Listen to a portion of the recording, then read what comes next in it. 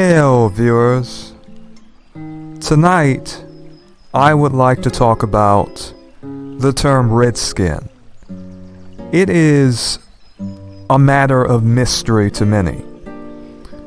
Many of us have heard about the Redskins football team. Many of us have heard about American Indians. What does it refer to? It refers to a stone that American Indians would make their pipes out of. Now, the reason this history is so very significant is because it has to do with the history of the range of phenotypes amongst American Indians. Many of us, when we think of American Indians as people, we think of mostly the Plains Indian, Lakota, Navajo, Sioux, so to speak. We do not, most of us, excluding me and other people who know the range of different tribes. This is Ramapo, Shinnecock in New York, Ramapo, Lenape, Nottoway, especially here in Virginia, where I live personally. There are a great many different tribes, especially on the East Coast, that in some cases are darker, have different features, have different facial features natively, and this has been recorded. So, I suppose I should get to the information.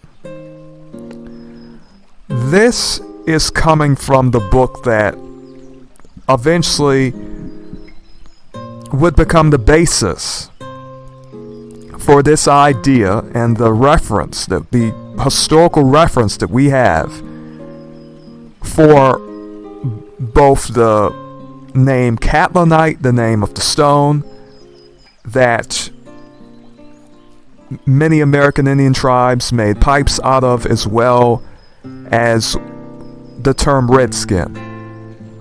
Now, firstly, we are going to be reading from the Indian races, North and South America. Peradventure, thou wantest to know where to find this book. Well, you can find this book on archive.com.org, I mean. This is an organization. This book can be found here in full. It is by Charles de Wolf, Brunel, and apparently someone else. Apparently this was published on 1865 or 1864, some time at that point.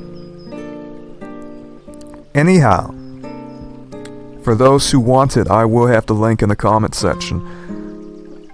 Anyhow, let me begin. The Indians used the stone only in the manufacture of pipes. To apply it to any other use, they esteemed the most unheard of sacrilege. From the affinity of its color to that of their own skins, they draw some fanciful legend of its formation. At the time of the Great Deluge, we know the Great Flood for those of us who are Christians, and many other traditions and religions, they too record that flood. Out of the flesh of the perishing red men, they esteem it one of the choicest gifts of the Great Spirit. Page 458. Indian races of North and South America, comprising an account of the principal Aboriginal races. Now we have the second reference. The following extracts from the speeches of some Sioux chiefs, through whose village Mr. Catlin passed on his way to the quarry. may serve to exemplify the veneration with which the stone was regarded. You see, said one, holding a red pipe to the side of his naked arm, that this pipe is part of our flesh. The red men are part of the red stone. How? Page 458. Alright, so now you know where the term redskin cometh from. This stone would be named after Mr. Catlin. How prideful so many of these Euro-Americans are that they encounter something. They make some manner of discovery for themselves and their people. These particular individuals, this is not to speak of all, but anyhow, this specific individual named Mr. Catlin, the stone was named after him. Personally, I prefer the name Pipestone because the American Indians before him were using that stone. So why is it named after Mr. Catlin? Who can say? But the pride of some men is quite astounding. Anyhow, Pipestone, Catlinite, the skin of Amerindians. This was one particular reference to American Indian skin amongst many that we can find historically. Now, let us take a look at some real stones. I have links here in the comment section for this particular update video I have. Let's take a look at how the pipes look. This is how real Catlinite pipes look. Alright? Here we have raw pipestone, as it is called. Catlinite, aka pipestone. Now, of course, this is more of an astrological website, but as you can see, once the stone, here is the raw form of it. Very red, very sort of reddish, dark red. Almost sort of bordering on a brown or ruddy shade. Once the stone is smoothed down, you can see how this particular color essentially is very good for pipes. You can see how beautiful it looks. But I'm not particularly, this may be wood. Is that a pipestone pipe? Anyhow, viewers, let me take a look. Pipestone. If I type in pipestone, will I get the same pipes? That looketh like wood to me, but it is so brown. But it is. It is indeed pipestone. It is indeed pipestone. So how do these pipes look? Because the idea is to really carve them down. Pipestone pipes. Here we go. Authentic Lakota pipestone. Many tribes use this. As you can see, once the pipe is refined, once you take the stone and you carve it, this looketh like brown. Souffle, this is darker, I would have to say, than my skin shade. Just about. My skin shade is almost as dark as this. And you can say that of many people of the black social status in this country. What many people fail to realize in this country is that American Indians have a variety of phenotypes. We can find this historically in books that cite the many skin shades of American Indians, the many features of American Indians. For those of us who know the range of tribes in the United States, we know that the American Indians as a whole, in terms of a people group, and they are many people groups, many tribes, many different peoples, and some of whom do not have any recognized tribes now, or their tribes were wiped out. They have sort of, in a sense, sort of been absorbed into the larger population. Some American Indians are of the black social status, just based on phenotype. Some are not. Some are and some are not. Many people do not seem to realize that is a real provable thing. But when we talk about pipestone, it is important to talk about due to the fact that it helps people realize just how significant the variety of American Indians really is and was when they were writing about it. Relatives of the man, John Two Guns Whitecalf, whose profile served as the face of the Washington, D.C. football team for 48 years, once his likeness returned to the franchise. So the family of Whitecalf, Two Guns Whitecalf, they want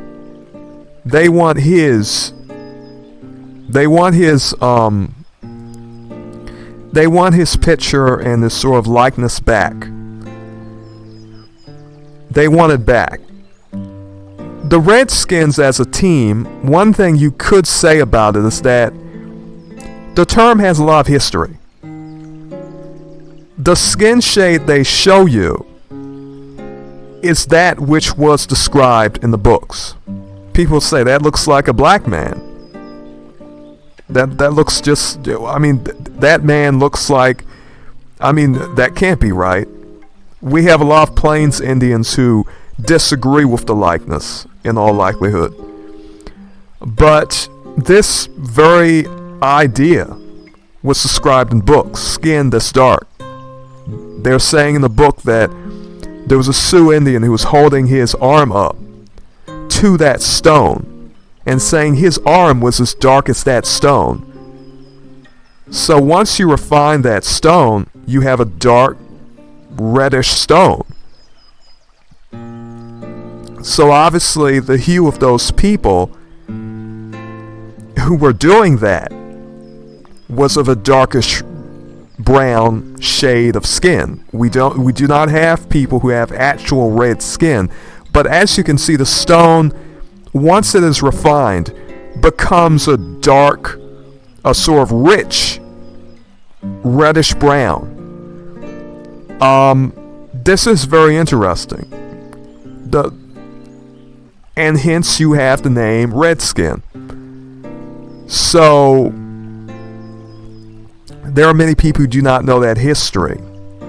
Now, for some of you who peradventure are somewhat new to this, talk of, actual American Indian history based upon historical sources.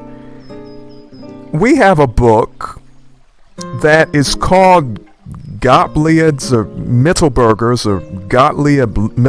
Journey to Pennsylvania in year 1750 and his return to Germany in the year 1754. This was a German man who traveled to the United States.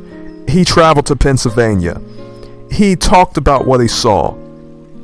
Alright? So,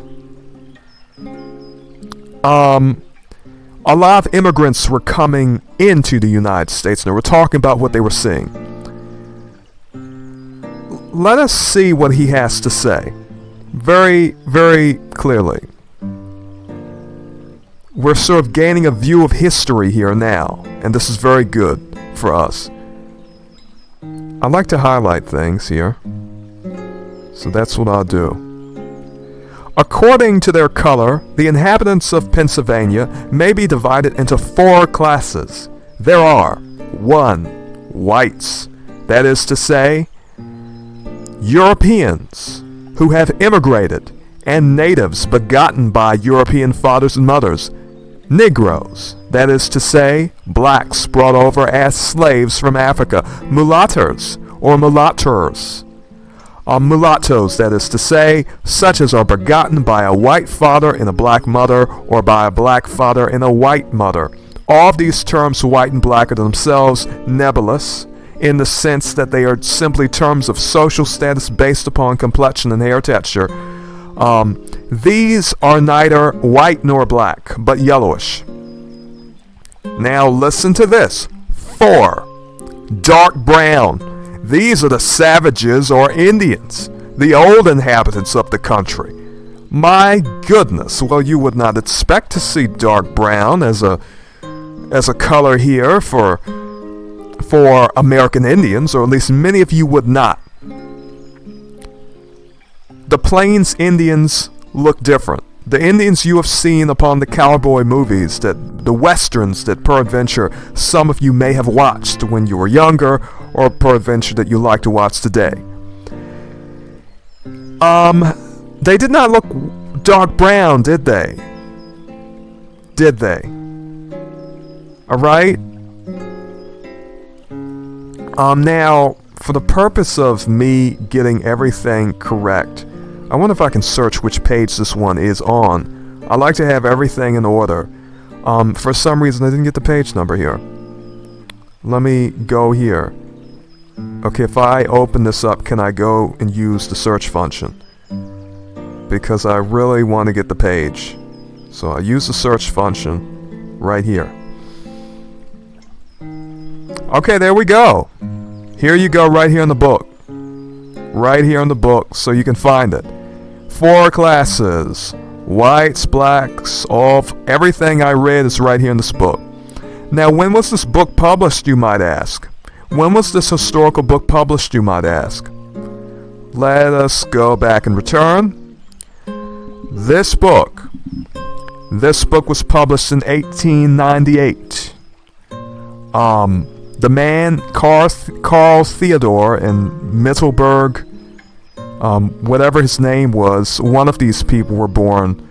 Okay, this person, Eben Carl Theodore, he was born in 1836. Now, I'm not sure when it was written, but I know when it was published. Because you would think a German would write it in German, but you know, I guess Carl was translating peradventure. I do not necessarily know. But you can find this book. You can find many different sources for the phenotypes of American Indians. Now, peradventure you are interested in California Indians, California Redskins. We have a California farmer, a particular magazine or newspaper, whatever one would call it, published 1860.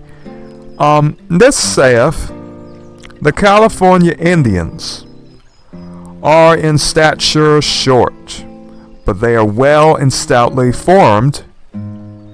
Their features are coarse, broad, and of a dark chocolate color. Right? Now, that is on page 75 of this particular article, so to speak. Alright? This is essentially exciting. So you can find this for yourself. It's right here. Alright? Now, because of the ink, the status of the... As you can see, it's written very small, so it may be harder to search for these things, but I've given you the page number, so it should not be so hard for you. This is the California Farmer and Journal of Useful Sciences. San Francisco, California, Friday morning, February 17th, 1860. You have different volumes. It's very extensive. Let me see if I can... Basically, because of how... Yeah, it's going to be harder to search through this document. It's going to be hard to select. I believe I had an OCR version. You see, you can't really select the words because it's in such a state. Okay, here you can. You can do this here. So, the page number I found that on, Does this have page numbers? Or okay, it does have page numbers right here on the top. So you have to go to page number. You have to go to page number 75. So it's very good to learn how to look through these documents. Page number 75. Okay, so here, if you type in 75, you're going to get page 79. But preferably, you should just use the number at the top here. Now it's on the top. That was the top right, but really I'm looking at the top. Yes. Sometimes it seemeth to be on the left, sometimes it seemeth to be on the right. Alright, here we go, page 75. Seeds, hops. Okay, versus Eastern. It's very difficult to look through. It really is. Honestly. It's very hard to look through, honestly. It really is. Okay. It's somewhere in here. But anyhow, if you want to look through this, you can. You're gonna have to go and probably do close-up, honestly. Because it can be very difficult to look through. Okay. This may be the one that I found it in, but anyhow, I'm gonna refer you to this one. You can look through that one. It's really interesting. But, let me see, I have more. This is from the Smithsonian. Right here. Okay? Smithsonian. Okay, the Smithsonian, they look at things. Like bones and skulls and the like, and they oftentimes do some research in regard to phenotypes. Okay, so they say there's a puzzle. Modern Native Americans closely resemble people of China, Korea, and Japan, but the oldest American skeletons do not, says archaeologist and paleontologist James Shatters, lead author on the study and the owner of Applied Paleoscience, a research consulting service based in Bothell, Washington. The small number of early American specimens discovered so far have smaller and shorter faces and longer, narrower skulls than later Native Americans, more closely resembling the modern people of Africa, Australia, and the South Pacific. This has led to speculation that the first Americans and Native Americans came from different homelands.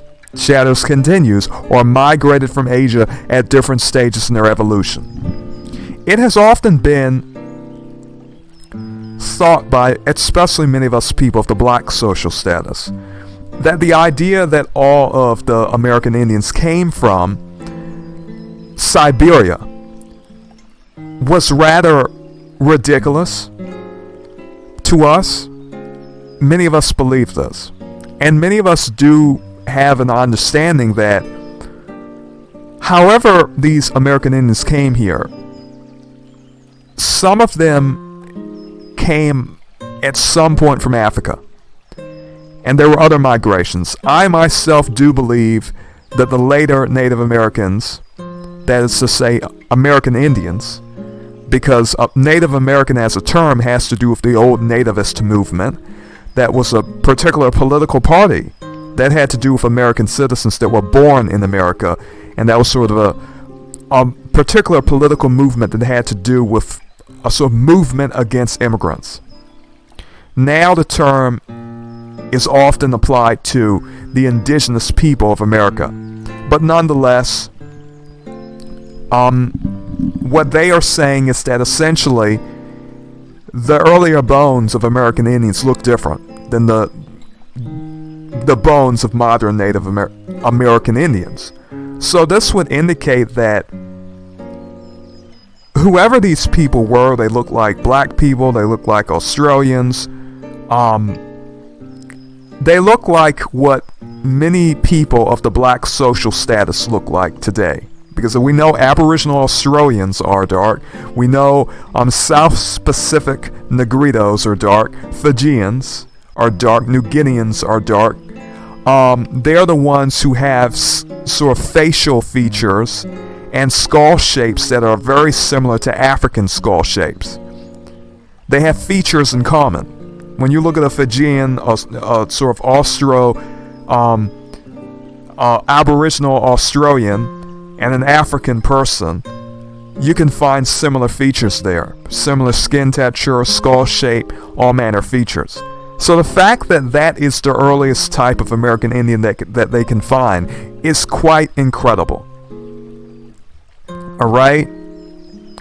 So what else do I have to talk about here? Let me see.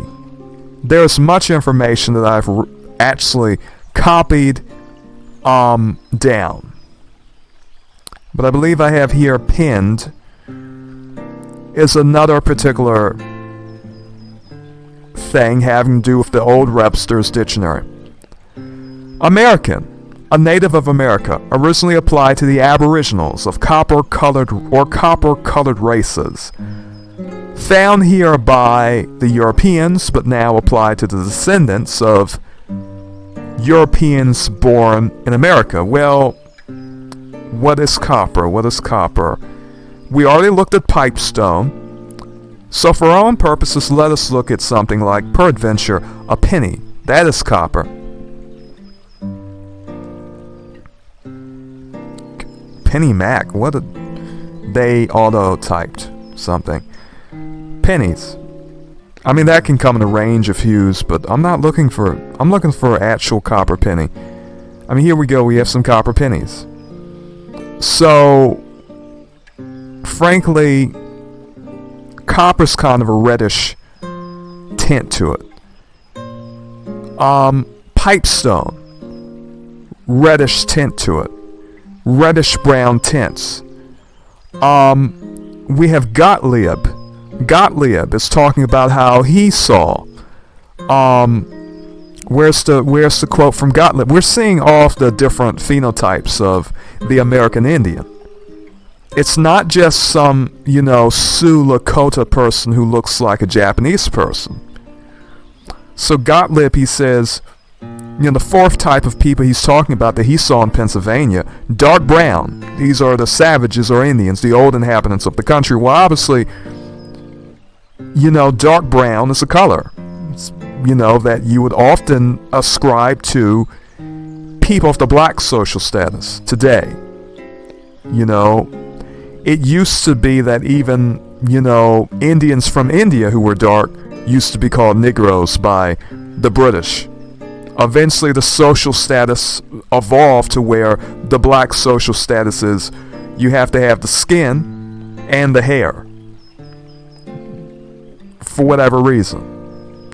But the same is true even if you have a smoother shade of hair. I mean, it all depends. But black is a social status. It's something malleable. In terms of features, we can look at at multiple different features, and we can have all different types of people, that are associated with a land mass, a people group, a nation, an ethnicity, all manner. So this is something I like to do. I like to talk about those different features.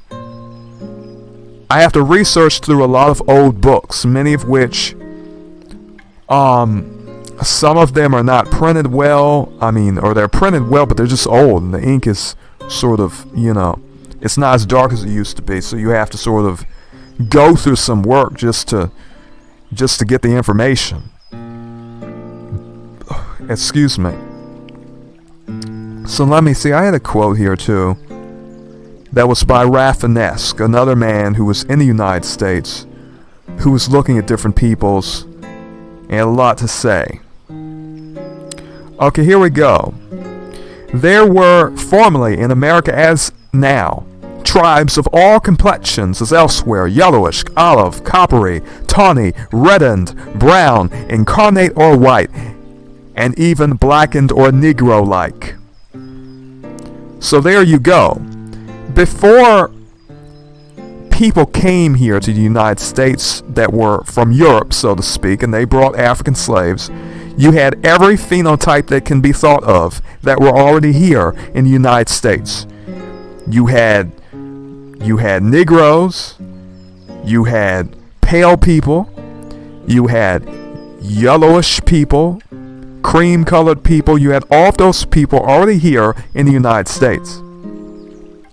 So, regarding the implications of that, I will not say. You can think of it for yourself. You may ask, what is this book you're referring to? This is the American Nations or Outlines of National History. This is Mr. Raffinesque. Let me see if I can search this one up. Here we go. You can find this one on archive.com as well. So here you go. Constantine Samuel Raffinesque. This was published during 1836. Good viewers. Alright. You can find this. So he is saying all of those different peoples were here. Now, this is another one that may be interesting. On page 57, while many tribes of Shoko and the Manabis, the Yoruras, etc., were as black as Negroes, all the other shades of brown, tawny, and coppery were scattered everywhere. There was not a single red man in America unless painted such. So as I said, the idea of red, of the red man, so to speak, that had to do with the pipe stone. This stone was the stone they made pipes out of. This stone, as we know, it's very dark. You make a pipe out of the stone. It's a very dark, reddish brown stone. It's beautiful. They had skin that they could put this dark stone up to, and their skin was as dark as that stone. Another reason I wanted to make this video is due to a response to Tariq Nasheed. I will be mentioning him in this video. My goodness, this channel is awfully well known for mentioning famous people. Yes, indeed. Anyhow, Tariq Nasheed oftentimes will talk about darker American Indians and red natives.